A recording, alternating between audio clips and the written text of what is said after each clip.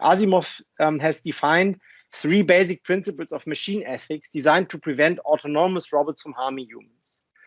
The first is a robot may not injure a human being or through inaction allow a human being to come to harm. Second, a robot must obey the orders given it by human beings, except where such orders would conflict with the first law. And third, a robot must protect its own existence as long as such protection does not conflict with the first or second laws. So these laws, while they seem to be somehow valid, Isaac Asimov then constructs situations in which the laws fail because they are in fact insufficient to allow a machine to cope with the complexity of social reality. Basically, he's constructing situations where they kind of contradict each other and the robots become unable to perform what one would require them by looking at the laws. And that's very interesting because these are, first of all, these laws look pretty good, pretty complete. And second of all, it shows that by setting up strict deterministic rules, it's very hard to cope with reality. And this basically the take-home message of this stories is that when you create a set of rules, you can always find a situation in which the rules do not apply. So the book is really worthwhile reading. It's also highly entertaining still after 70 years. When we wrote the book last year, I read some of the stories again, and it was still funny. Asimov was very, very clever, so it's a very nice story. So and now, did anything change since 1950? What ethics are available for realization in a machine today? That's what we want to discuss today. So contemporary AI ethics theorist is, I think, James or Jack, I don't know, or John Moore. So his paper, which is very frequently cited, is 4 Kinds of Ethical Robots from 2009. That's a very good way to, so there is, of course, if you go to Stanford's not Dictionary of Philosophy, how it's called, Stanford Encyclopedia of Philosophy, you find, and you go to the machine ethics article, you find hundreds and hundreds of references. Most of them are crap, but this one is very good. It's a good starting point to read about machine ethics. And so he defines 4 types of ethical agents, but let's first of all look at what is an agent. Unfortunately, Moore does not define agent, but he uses this term mostly to refer to Turing machines programmed to perform predefined tasks autonomously in changing environments. So that's also the definition of agent by the artificial intelligence community. And a parcel delivery robot like the one shown on the right-hand side, which is a prototype, is of course an agent, but an assembly line robot is not an agent because it's not working in a changing environment, but in a fixed environment and always repeating just very few movements. So, but on the other hand, Moore, I think that this definition is probably correct, but on the other hand, Moore does not, in the examples he gives or the 4 classes he gives, some of the agents are not agents according to this definition. So the philosophers among you, what they can learn from this is it's very, very important. And of course, you've heard this since the first, when you started studying, but to define your terms very carefully and then to check whether all over your text those definitions still hold. This is a lesson that of course was learned very early on in analytical philosophy, and the analytical philosopher who was best at asking for this and showing how it's done was Carnap, a German logician, who did this very well. So if you want to read about this, look at Carnap. And so anyhow, so the first type of agent is the ethical impact agent, which is, according to Moore, an agent whose actions have ethical consequences, whether intended or not, such as a wristwatch. However, a wristwatch is not an agent, it does not act. So it's not a good example, but anyhow, that's what he says. The second one is an implicit ethical agent. This is an agent these are agents which have ethical considerations built into their design, such as a spam filter or denial of service attack defense algorithm. So both of them would be implicit ethical agents because they perform a kind of ethical task. So they can, for example, prevent you from seeing horrible emails, which try to sell you, I don't know, weapons or poison or whatever. But it can also, for example, help to fend off cybernet attacks in the internet. However, also these implicit ethical agents are, of course, not agents according to the definition of the AGI community. Nevertheless, he's considering them. And I would like to remark that a significant part of the literature under the heading of AI ethics is concerned with implicit ethical agents, like the spam filter and so on, or more general with the way in which AI systems may be designed or used by humans in ethical or unethical way. But that is actually not AI ethics, but just classical technology usage ethics. But for example, Immanuel Kant, I think in Grundlegung zur Metaphysik der Sitten or a similar work, he gives an axe, what you use to cut trees, as an example, and he then says that an axe can be used for good and bad purposes and so on. And basically, when AI discussions are conducted in such a way, that's just the classical ethics. A knife, a bomb, explosive, a gun, everything can be used in an ethical and unethical way. And so I'm not interested in this because this is just a general ethics topic. It starts to get more interesting if you look at explicit ethical agents, which are, according to Moore, number 3, agents that can identify and process ethical information about a variety of situations and make sensitive determinations about what should be done. When ethical principles are in conflict, these robots can work out reasonable solutions. So Barry and I call such machines moral behavior emulators, because of course they have no moral thinking. And then a full ethical agent would be an agent or agents that have those central metaphysical features that we usually attribute to ethical agents like ourselves, features such as consciousness, intentionality, and free will. Normal adult humans are our prime example for full ethical agents. Moore himself doubts whether such agents will ever exist, and he focuses on number 3, explicit ethical agents. And I will also focus, or we will now focus on the number 3 type of agent as well here. Up to here, do you have any questions?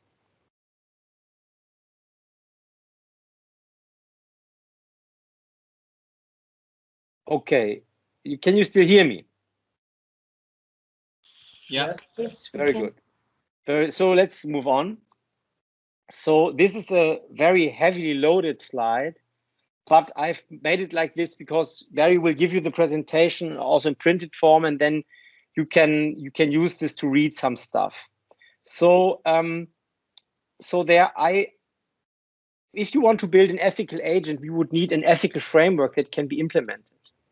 And so there are 3 very important ethical frameworks that have been developed in the last 200 years. The first one is a subjective framework, which is developed by Immanuel Kant, the categorical imperative, which everyone probably has heard of already. So let's quickly summarize it once more and look at the weaknesses of this theory.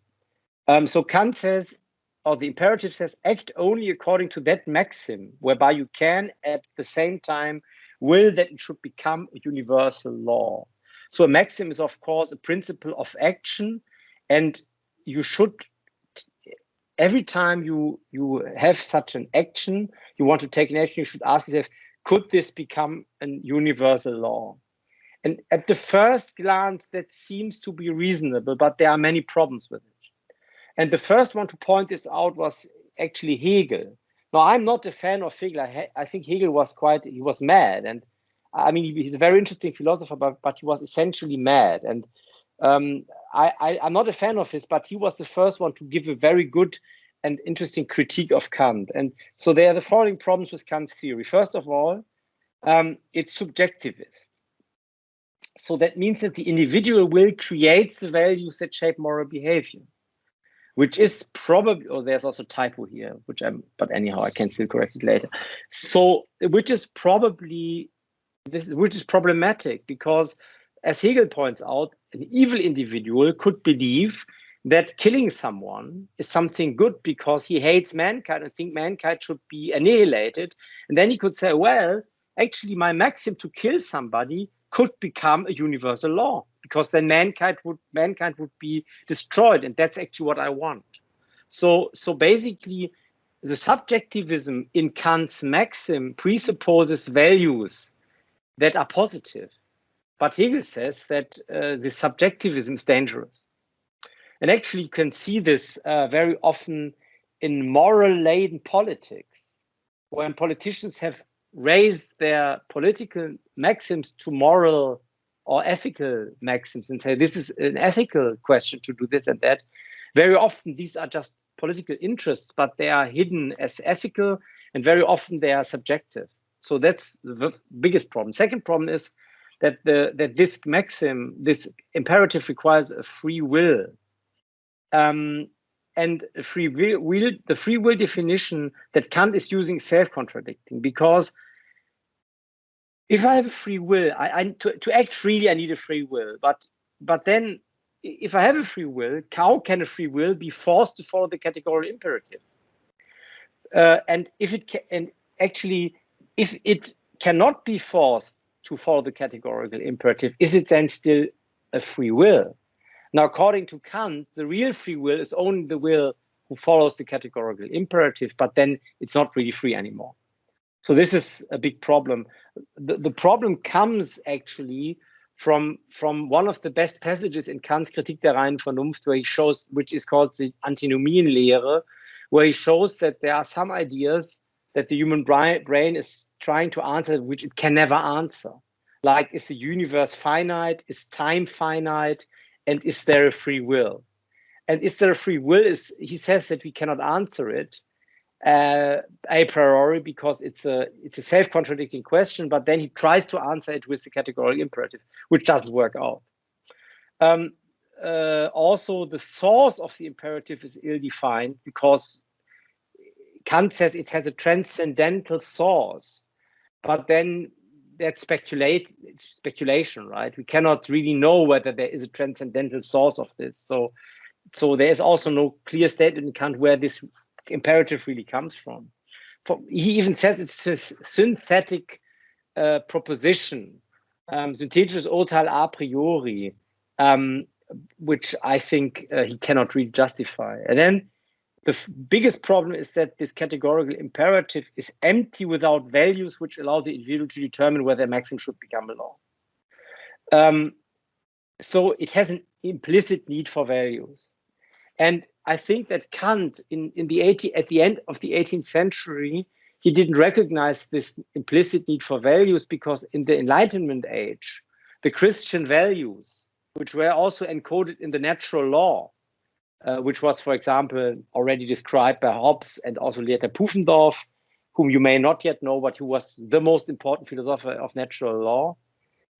It was so commonsensical for everybody to believe that those Christian values were the right values, that probably Kant thought of them when defining the categorical imperative as reference values, but he never made this explicit.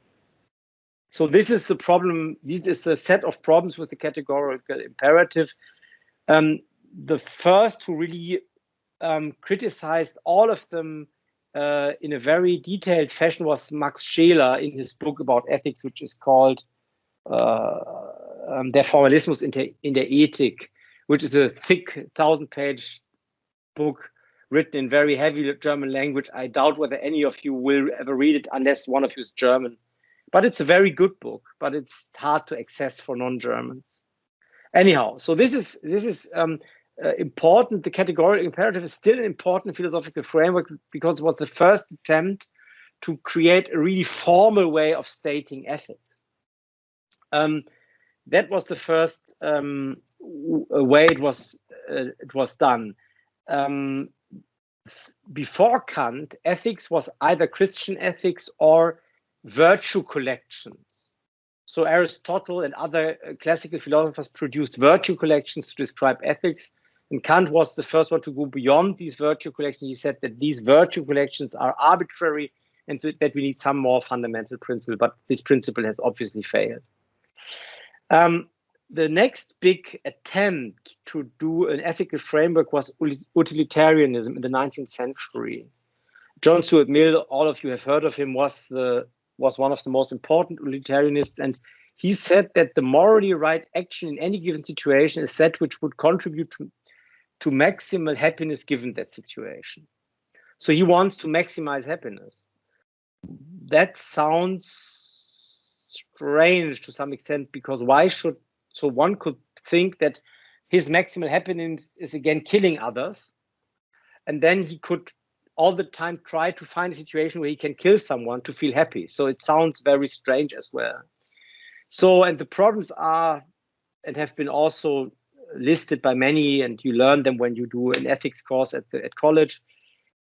First of all, measuring happiness according to its common scale is almost impossible. It's the so-called problem of interpersonal utility comparison. It's very hard to compare utility from one person to the other because individual preferences are so different.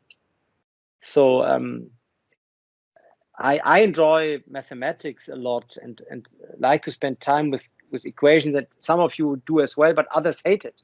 My children think, I've got 5 children, they all think I'm mad because I love this stuff. So this is very hard to scale. The second problem is that of specifying what is meant by situation. So it's actually difficult. When does the situation start? When does it end? How far does it extend? I could see the decision to go to war as a situation, but then also the decision whether to actually, when I buy something and get more change money back than I ought to, and I notice this, it's also a situation. So it's very hard to define situation properly. And then the third is also that this utilitarianism needs, again, implicit values, so that otherwise it would just generate pig morality, because you could just ask for very primitive pleasures, like eating a lot of food, having a lot of sex, watching a lot of TV, or playing a lot of computer games. And this is what John Stuart Mill himself called pig morality. And so he says that, of course, happiness should also arise from higher activities, but he never defines formally how this is supposed to happen. And of course, the whole utilitarianism reminds us of the utility function that we've already discussed 2 days ago, Hutter's utility function. So at least if utilitarianism would work, it would be the ethical theory that would be probably most easy to implement in a computer, because you could kind of, if this would be the happiness, you could kind of count together the happiness and maximize it. So then there's a third very important area of ethics, which is value ethics, which was developed by Scheler and Hartmann. So the first philosopher to really talk about values was Lotze, a German metaphysicist from the 19th century who taught in Göttingen, who is actually forgotten today, but he was the first. And Nietzsche took from Lotze this notion of values and wrote his famous book, The Devaluation of All Values, or the Re-Evaluation of All Values, Die Umwertung aller Werte, which is an important book to understand the history of, I would say, skepticism and nihilism. Because Nietzsche is one of the founders of modern nihilism and anti-rationalism. So I think to understand what's going on today in our society, it's still very important to read Nietzsche, because he invented much of the stuff that is now creating so many problems with irrationalism that we have. And Scheler then took up this notion of values and said that actually all ethical considerations need a foundation in values, and all ethical systems need one. That's why there are the 2 arrows from the categorical imperative and utilitarianism to the value ethics. And basically, Scheler and Hartmann believe that ethical behavior arises from the application of innate values to the situations which the individual experiences. And Hartmann even has a table of moral values. And this book is Ethics by Hartmann. It may have been translated into English. Oh, and by the way, I think Max Scheler's book about ethics is also translated to English. So you can also read it in English. And this is still very valuable. It's now 70 years old, but it's still very valuable, because Hartmann was not such an original philosopher, but a great compiler of philosophy. So his compilations are quite complete. And so he says that there are fundamental values: the goodness, the nobility, the abundance, and the purity. they sound old-fashioned. They sound quite old-fashioned even at the time when he wrote this. But if you read the text, you will see why they are mutually exclusive and comprehensively exhaustive as fundamental values. It's a very good text that describes them, but we don't have time for this now. And then he describes special values, and the most important ethical values that he describes from antiquity, the Middle Ages, and modern age are in the antiquity justice, wisdom, courage, and self-control, which are still, of course, very valuable values today as well, but they were the most important values for Aristotle. Then in the Middle Ages was added altruism, which is a Christian value, truthfulness, which is, of course, also very important value, fidelity, which was a very high value in the Middle Ages. But it's very important in feudal societies, yeah, because you need to have the relationship between the feudal master and the people attached to him is very important. So therefore, and humbleness was also seen as a very high value. And in the modern age, there's something which Hartmann recognized very early on, which he called Fernstenliebe. It's called global altruism. And global altruism nowadays, it's very interesting. He recognized it in its beginnings in the 1930s, but now it's actually becoming one of the most important drivers of global politics. Think of climate politics, think of migration politics. These are politics which are driven by global altruism. So it was a very clever insight of Hartmann. Then you have donating virtue, which is the virtue of sharing, which is also actually, he saw this very clearly. Authenticity, which is basically now, whenever you listen to any podcast about beauty or ethics, you always hear about authenticity and how authentic you should be and so on. So he recognized this correctly as well. And then love as a typical modern age value as well. And so why this is quite convincing that our ethical system that we apply when we make ethical decisions is based on values. The problems are as follows. First of all, the value mix that is used to drive decisions differs not only between individuals of one society, but also between cultures. So think of the Maya culture, for whom killing human beings by cutting out their heart when they were alive and giving the beating heart to their god was normal and actually virtuous to do this. We think it's barbaric, so the value mix differs very highly, but still the Maya had a high culture which lasted quite a long time. Second, the mechanism of value application is unknown, so we don't really know how it works, that we evaluate a situation. And then the third problem is that not only the value mix is different, but there's also no standard value mix that we can take and say, okay, with that mix, we are good. So basically, Hartmann himself says that while we can describe ethics using the value framework, we still cannot say how ethical decisions really work. And in my eyes, this is an area of philosophy where you can write a lot, but will never get to an end.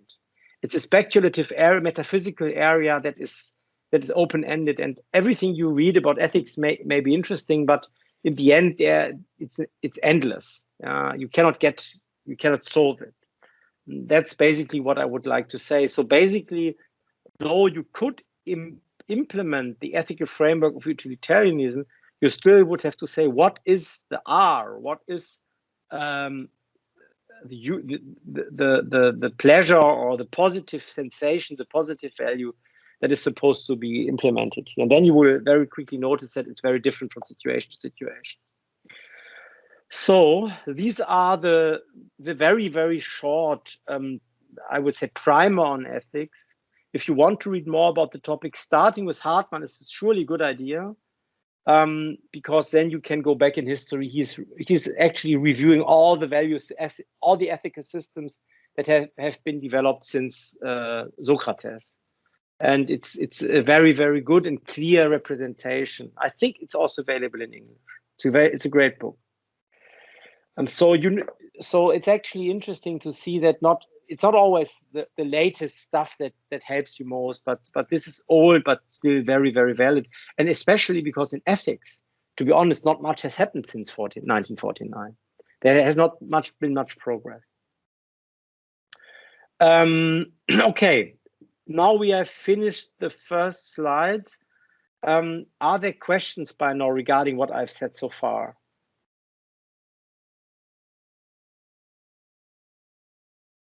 And you can still hear me. Hello? Yes. Very good. And no questions. So then Barry has not appeared yet. So that then we just go on with the next slide. So let's look at the ethics framework that we have looked at. Can they be implemented using Turing machines? So here you see on the right-hand side, you see an etching by Rembrandt, a beggar. And it's 400 years old, but it's a very good picture. Very, very high quality. Interestingly, if you know Rembrandt, he has auto-portrayed himself in this beggar. So this man resembles to the real Rembrandt. And so think of an aggressive beggar. So you are walking in a town, in downtown somewhere, and suddenly a beggar aggresses you and asks aggressively for you to give him money or whatever. He's not really attacking you, but it's scary. This is a situation that I've experienced several times in my life. So what do you want to do in this situation? So there are several values are now in competition with each other. So one is that you want to protect your own safety, of course. You don't want to be attacked by the beggar. You don't want to catch in New York, if you're attacked by a beggar, you can catch tuberculosis. And that's really serious because they have multi-resistant strains which cannot be cured. So you want to avoid this. You think of your safety. Do you think of the material value of the possessions you're carrying, your mobile phone, your money, your purse, your keys? Then on the other hand, you are also commiserating with the beggar. You think, wow, this man must be very desperate to be aggressive. You also may think of the value of publicly demonstrating virtuous behavior. So may I think, well, if I now manage to avoid him becoming more aggressive, but just give him some money and say some nice words to him, well, gosh, that might be impressive to those around me. And so there are many, many values which are in conflict with each other. And what humans do, that they first of all, they can understand the social situation in which is occurring. So they can understand that this is not only a beggar, but that there's also danger involved, that there's commiseration involved, and so on. They can weigh the relevant values against each other. And then they can also evaluate the situation. Barry, have you arrived? I have arrived. I'm here, yes. Hello, very good. So we just finished the slide with Kant, John Stuart Mill, and Hartmann Scheler. Do you want to go back to it to comment on it once more, or should I just continue with the aggressive beggar? Just continue. Okay. And so humans can weigh the relevant values against each other and determine what to do. And they can, for example, if you are very physically strong, you could think that you can actually, that the beggar poses no danger to you, you can still be cool and nice to him or so.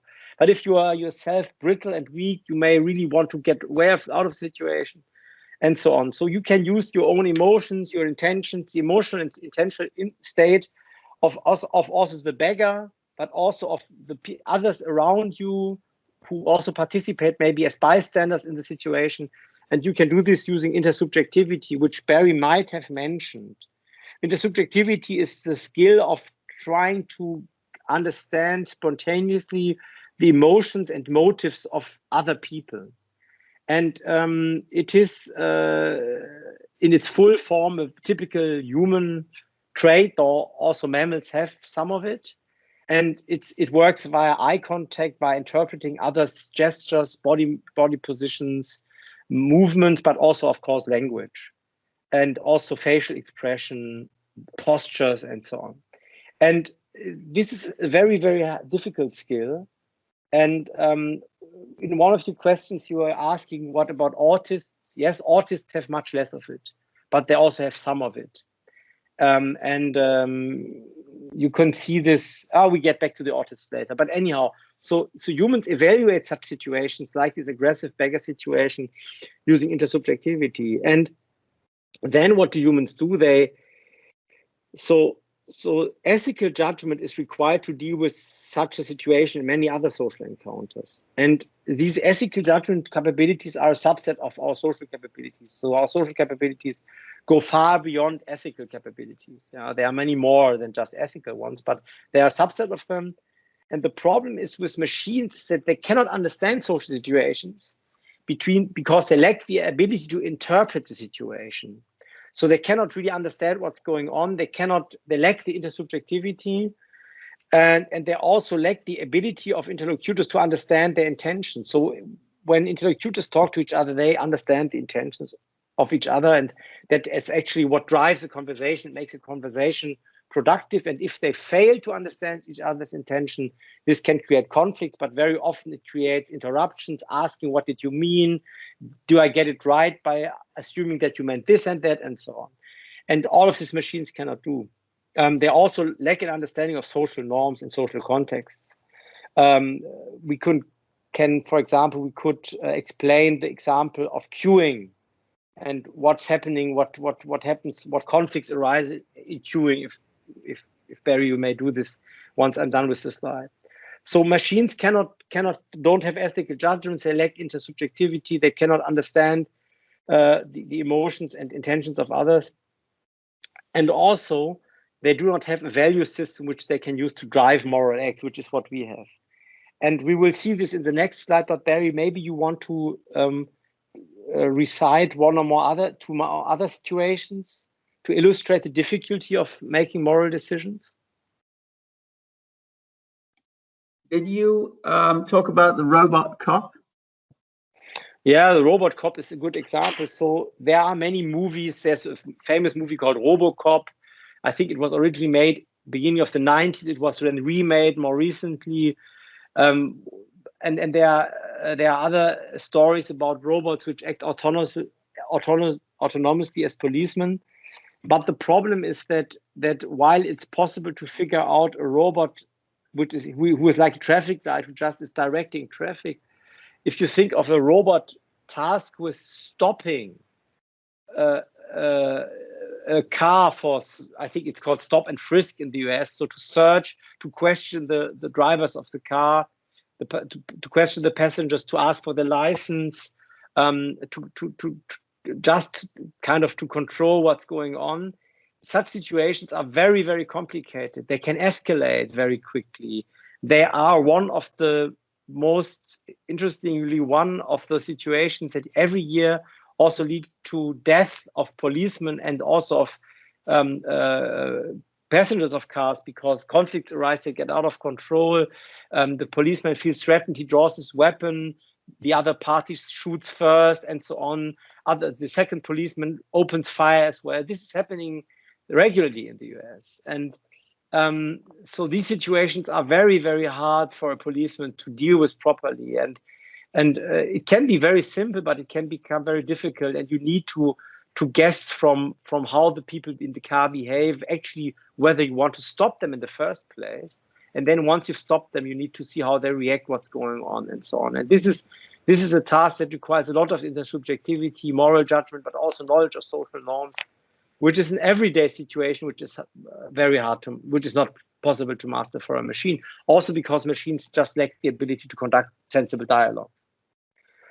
So basically, machines, to do ethical behavior, there are ethical situations in which you don't need language.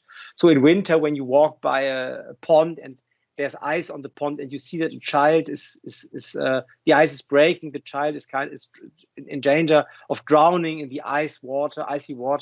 The impulse is, of course, to save the child, and you will not have to talk to get this impulse and to try to save the child. But in many situations, to take ethical decisions, you need language. So let's look at what a basic problem exists beyond the one of not being able to use language. So a robot has no access to the innate moral feeling capabilities used by human individuals in situations requiring moral judgments. And how should it get an emulation of such mental resources? Where could it get moral capabilities from? So we could, of course, say, let's use ethical behavior of humans as training material. But we have the following problem. So if you look at ethical behavior, we need input-output tuple. So we need an input and an output from which we can train. So a typical example for machine learning that everybody knows is input is an email text, output is a decision, is this spam or not? So, and then Google has billions and trillions of emails which have been classified as spam or not spam by the users when they press the spam button or put something into the spam folder.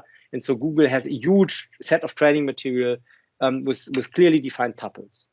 And which help them to do this classification job. But here we need to define a tuple, but what would be the right tuple? So actually we don't know, because the input-output cycles that are performed by the human brain are implicit. They can be very short, they can be longer, we cannot determine the boundaries of the tuple series. So if you look at this series, here you have input 1, output 1. Then you have input 2 is actually output 1 plus something like long-term intentions, short-term intentions, emotions that are inside the human, and then output 2. And then this goes on until the end of the chain.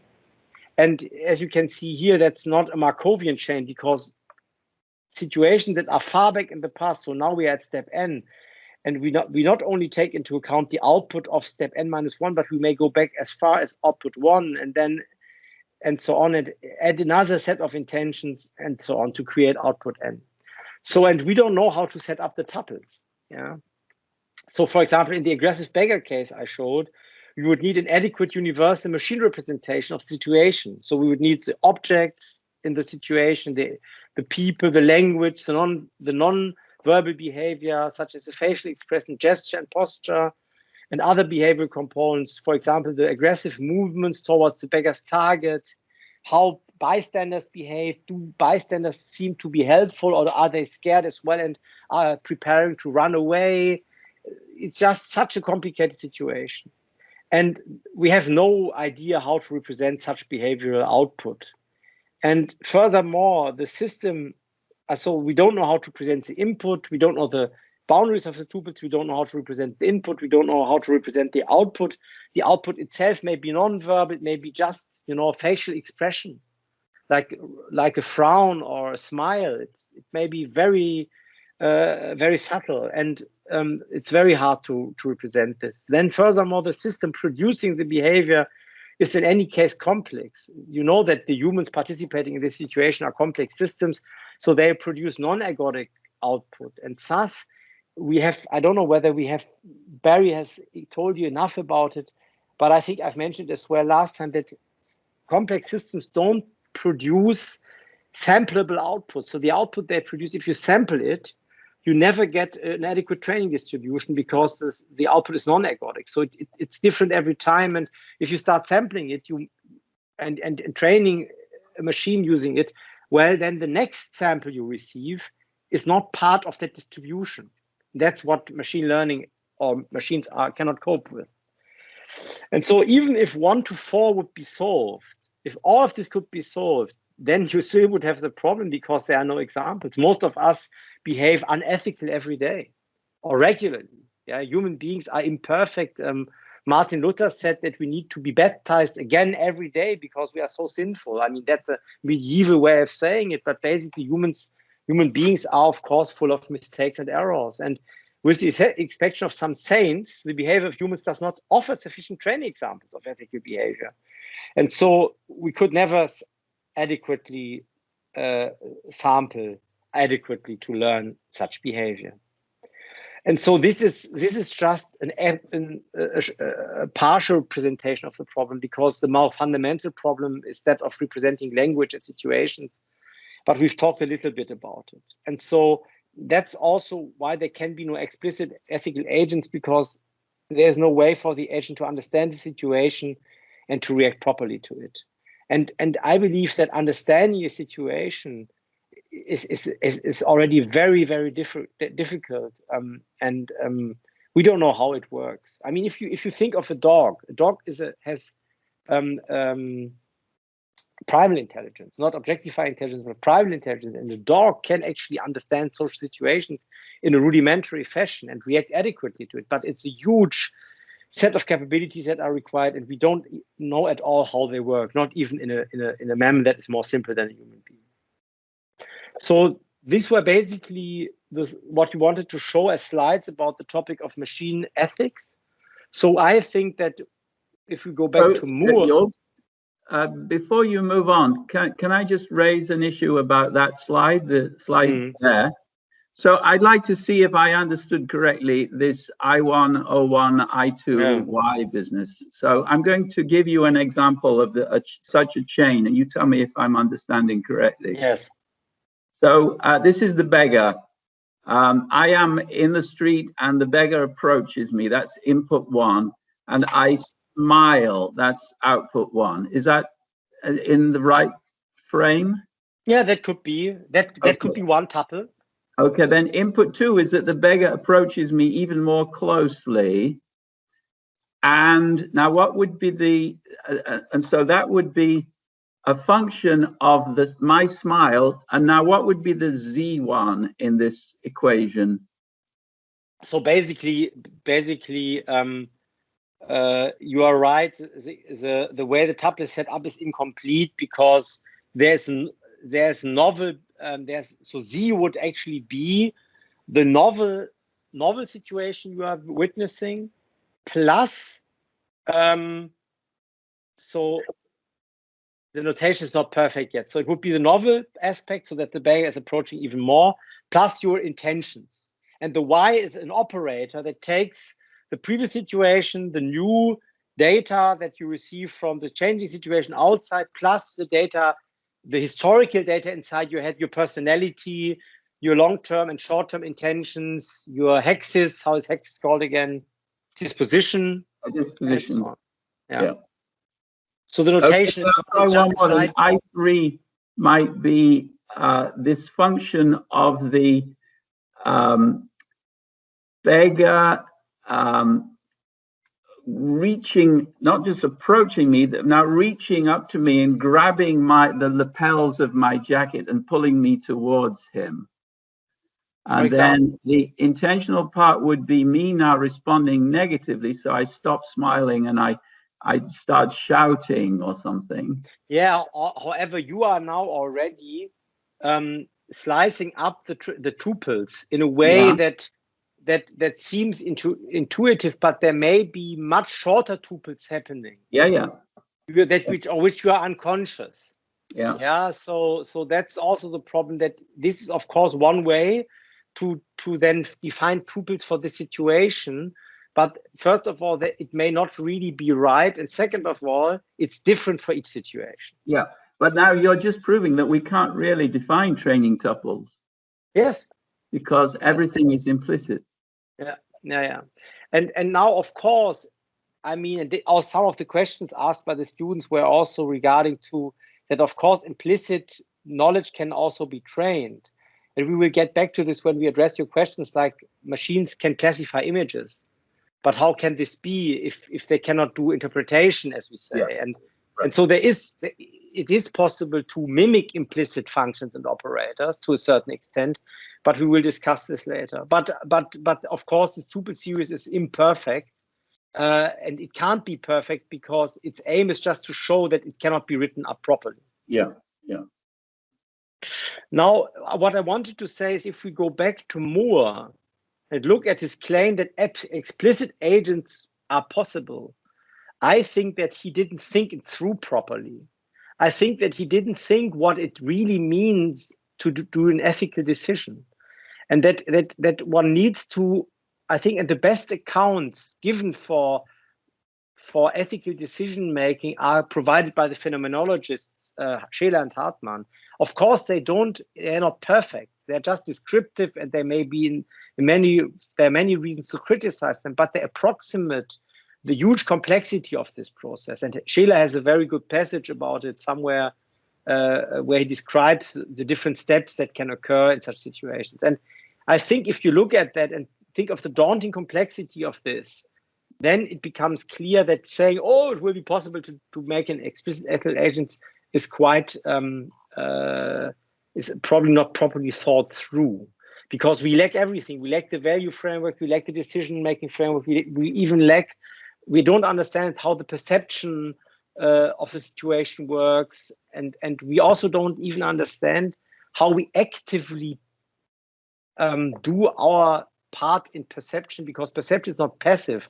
It's not just an impression, like the passive image that is projected onto your retina, but all the time human beings move their eyes, they move their head, they move their body, and they actively change their point of view to understand the situation. And a lot of this happens unconsciously. So if you try to make conscious to yourself what's going on when you perform perception, you realize very quickly that it's hugely complex and that most of the stuff happens by itself.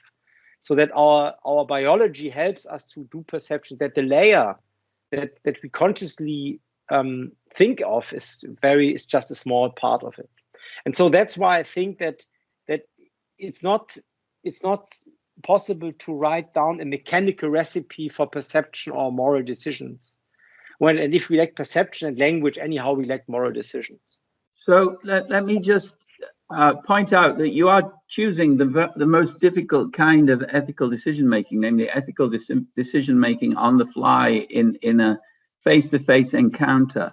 Let's suppose that you're making ethical decisions on the basis of medical documents, let's say, whether to allow a comatose patient to be continued to be supplied with oxygen, or whether you're going to switch off the oxygen supply. There you have all the information that you need. And it could very well be that somebody might well claim that a computer can be more objective in making a decision like that than human beings. So what would you say about that? Yeah, that's a very good point. So I would say that in a situation where there is a massive shortage of resources and where you have to do triage, so making tough selections of who gets the capacity for treatment, there might be possibilities to create algorithms to support this process. But if there is no such urge, then what usually happens is, of course, that the doctor who makes the decision to switch off the life-supporting machinery talks to the relatives of the patient. And that's something that the computer couldn't do. And very often, I mean, by chance, I happened to, when I was young and working still as a physician, before I became a mathematician, I was conducting such conversations myself. And so in the intensive care unit, but even in the emergency room, because sometimes you also have these situations in the emergency room. And very often relatives decide to stop the support, or even the patients themselves. So if they're conscious, sometimes I had a 92-year-old patient who said, no, I don't want to have any treatment, I want to die. Finally, that's great. Now I can finally die. I'm fed up with living, and so on. So you can get very interesting statements, and then they are very puzzling, and they actually require a lot of ethical decision capabilities, and they require intersubjectivity, because you have to judge, is this guy really in his own mind? Is he still conscious? Is he talking in his sleep? You have to challenge him, and you have to ask him whether, and so on. And all of this also requires intersubjectivity. So I think it looks good on paper, but in reality of the clinical events, you usually talk to people, to someone. So, and this the machine cannot do, right? And you cannot also, the result of this conversation with the relatives, can you put it into binary digits? I'm skeptical. Very good. And this is true in most situations. But I give you an example for a system that I was involved with, an AI system that was making some kind of ethical decisions automatically. And that's the auto defense systems that are used in big warships or other war machines. So these ships actually automatically decide which attacking missile to destroy first. So those ships have a limited capacity of fending off attacking missiles. And they have an algorithm built in to prioritize the incoming attack missiles and destroy them in a certain order. But I think that's not an ethical decision. It's a utility function, which says the biggest and most dangerous and missiles that have the highest velocity and are closest to the ship get destroyed first. And then it calculates an order of those missiles. It allocates the resources needed to destroy the incoming missiles based on this order. So I think it's more a utilitarian approach, but that's an approach where such decisions have been automated, because humans will be too slow to react to several missiles attacking at the same time. And that's already in production, that system. So I reviewed it 10 years ago. I reviewed such a system for Lockheed Martin and was asked to improve it, but I declined the job at that time, but I could have taken that job. So the reason why I was missing for the first part of this class is because I was on a phone call with the Pentagon. And one of the decisions which was announced on that phone call is that BFO, which I talked about a couple of days ago, will henceforth be the official ontology of the Department of Defense in the US. That's good.